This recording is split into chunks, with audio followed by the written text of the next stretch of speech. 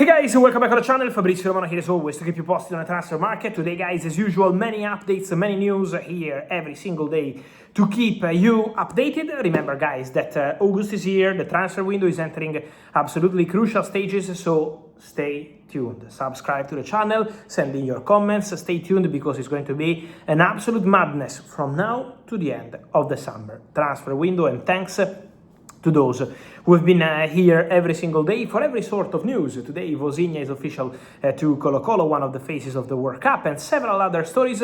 Let's restart immediately by mentioning also another official deal completed. So we start from Madrid, and it's about a double deal between Real Madrid and Fulham. The official communications have arrived about Gonzalo Garcia and Cesar Palacios. Deal done for Gonzalo Garcia, 40 million euros, 2 in add-ons, 30% sell-on clause and matching rights. So Real Madrid will maintain a potential future control on Gonzalo Garcia.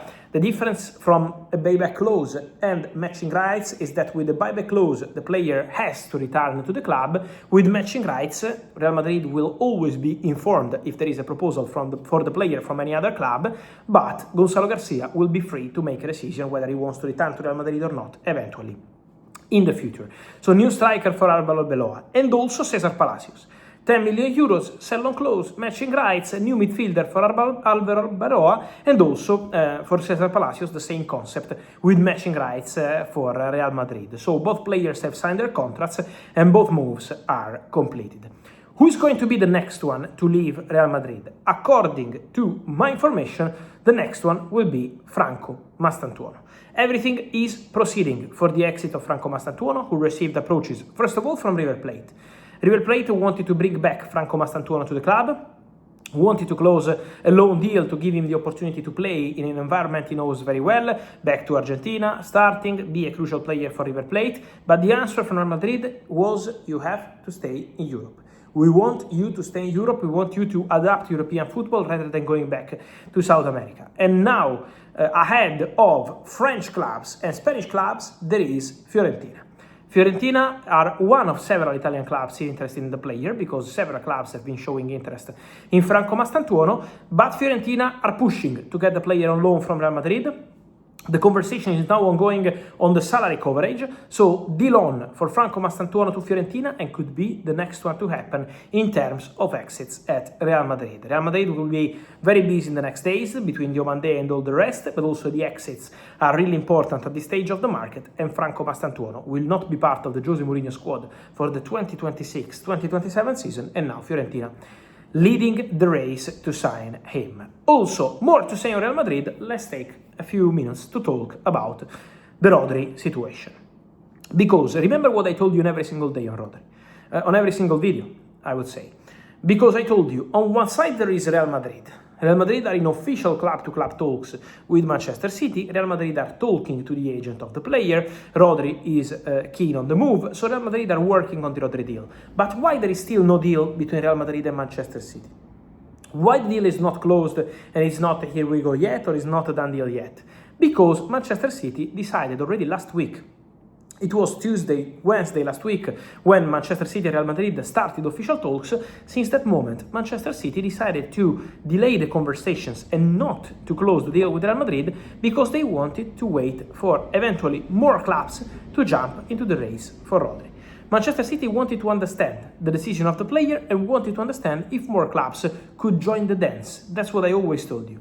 Manchester City have a feeling that also Barcelona could be interested in Rodri. That's why we have rumors in the last 24-48 hours about Rodri and Barcelona, because Manchester City feel that Barcelona could be at the table for Rodri. The injury of Frankie de Jong could open doors to this possibility, and so Manchester City believe that Barca could be there. Then it's going to be on Rodri to decide whether Barcelona can have an opportunity to sign him, or if he will say, only Real Madrid, I will only go to Real Madrid. So Rodri will be obviously a big part of the story, but Manchester City didn't accept to close immediately the deal with Real Madrid because they felt that more clubs could join the race. So now we have to wait and see what's going to happen there, but obviously don't forget that Rodri has always indicated that Real Madrid has his favorite destination. So only Rodri himself could change this story, in any sense, or in the sense he wants to proceed with the Real Madrid deal. So that's the story about Rodri. And then, talking about Barcelona, guys,